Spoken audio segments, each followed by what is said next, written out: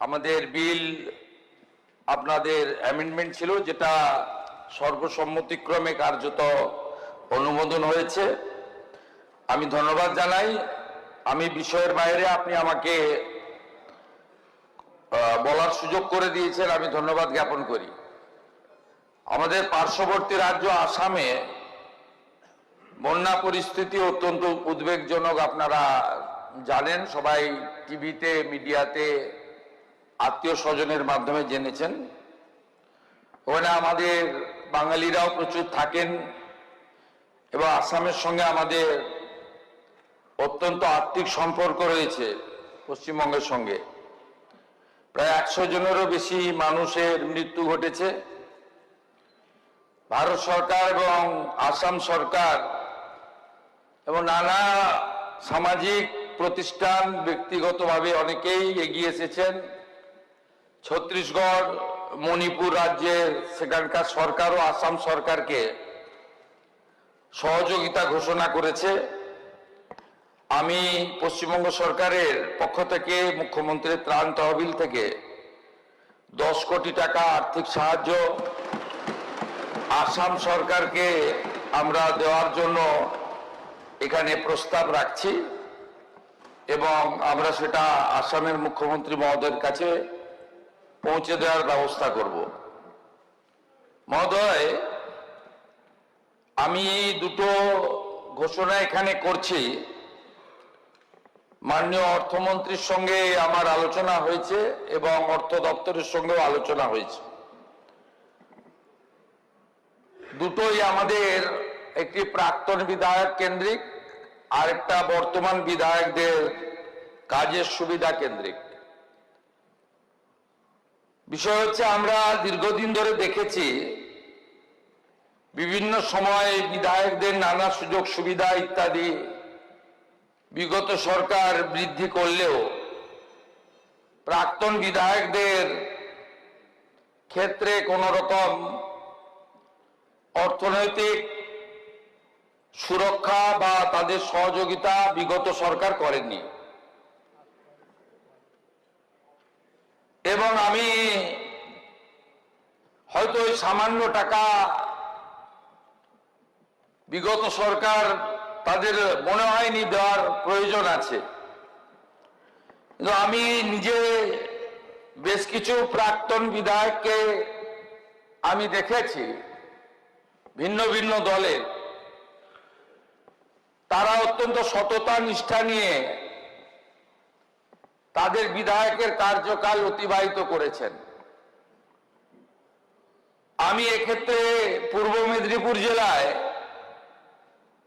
তখন অবিভক্ত মেদিনীপুর, মহিষাদলের প্রাক্তন বিধায়ক দীনবন্ধু বাবুর কে দেখেছি এখনো প্রত্যেক দিন সাইকেল চালিয়ে যাতায়াত করেন, বাজার থেকে আনাজ জিনিসপত্র যেভাবে কেনাকাটা করেন, লোকের সঙ্গে বসে এক বেঞ্চিতে চা খান।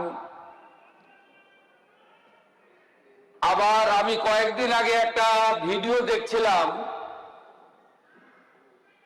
আমাদের বাসন্তীর প্রাক্তন এমএলএ, মন্ত্রী ছিলেন সুভাষ নস্কর, তাকে দেখছিলাম যে তিনি স্টেশনে বসে আছেন। রেল স্টেশনে তাকে একজন সোশ্যাল মিডিয়া ভাইরাল করেছে। তাকে বলছেন যে, সুভাষ দা, আপনি এখানে প্রত্যেকদিন আসেন? বলছে, হ্যাঁ আসি, আমি এখানে পাশে সবজির বাজার করি, তারপরে এখানে বসে এই রেলের বেঞ্চিতে বসে একটু চাটা খাই, খবর কাগজ একটু পড়ি টড়ি এখানে হকারদের কাছ থেকে নিয়ে তারপরে বাড়ি চলে যাই। এগুলো দেখার পরে আমার মনে হয়েছে যে এই বর্ষিয়ান প্রাক্তন বিধায়করা, তারা, তাদের প্রতি সরকারের কিছু দায়িত্ব কর্তব্য আছে যা বিগত সরকার করেননি। আমি অর্থমন্ত্রীর সঙ্গে আলোচনা করেছি, কারণ আমাদের অর্থনৈতিক অবস্থা তো রাজ্যের মোটেই ভালো নয়। আমাদের সাধ থাকলেও সাধ্যে কুলোয় না। আমি এটার জন্য আমাদের পরের সেশনে আইন আনতে হবে, কারণ অ্যামেন্ডমেন্ট করতে হবে। তো এফেক্টটা আগস্ট মাস থেকে তারা পাবেন, এরিয়ার সহ। আমাদের প্রাক্তন বিধায়কদের যে চিকিৎসা ভাতা 6,000 টাকা ছিল সেটা বাড়িয়ে আমি 10,000 টাকা করার ঘোষণা করলাম। মাননীয় বর্তমান বিধায়কবৃন্দ, আগে বিধায়করা সরকারি অফিস থেকে কাজ পরিচালনা করতেন, এখন বিধায়কদের নিজস্ব অফিস, মানুষের চাহিদা অনুযায়ী, মানুষের প্রয়োজন অনুযায়ী নিজস্ব অফিস করতে হয়। অনেকে দলের অফিসকে বিধায়ক অফিসে পরিণত করেন, আবার অনেকে দলের অফিসটা দলের জায়গায় রাখেন, বিধায়ক অফিসটাকে বিধায়ক সেবা কেন্দ্র হিসেবে ব্যবহার করেন। আমরা এখানে যে 208 জন জিতেছিলাম, একটা আমাকে ছাড়তে হয়েছে, 207। আমাদের কেন্দ্রীয় নেতারা এবং রাজ্য সভাপতি আমরা বিধায়কদের নিয়ে দলীয় মিটিং করেছিলাম। সেখানে আমাদের একটা সিদ্ধান্ত হয়েছে যে প্রত্যেকটি বিধায়ক তার নিজের নিজের বিধানসভা কেন্দ্রে একটি সেবা কেন্দ্র চালু করবেন, যেটাতে কেবলমাত্র তার বিধানসভার এলাকার জনগণের সঙ্গে বিধায়কের সম্পর্ক থাকবে এবং সেখানে দলমত বর্ণ ধর্ম নির্বিশেষে যারা তাকে ভোট দিয়েছেন তারাও পরিষেবা পাবে, যারা তাকে ভোট দেননি তারাও পরিষেবা পাবেন। শতাধিক বিধায়ক ইতিমধ্যে সেবা কেন্দ্র আমরা চালু করেছি।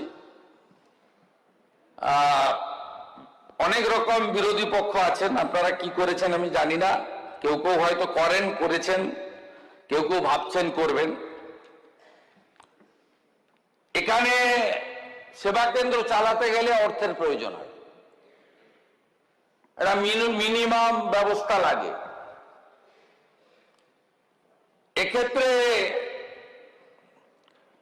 আমার দুটো শর্ত বলুন, প্রস্তাব বলুন আছেন, স্পিকার মহোদয়কে এটা দেখে নিতে হবে, এনশিওর করতে হবে।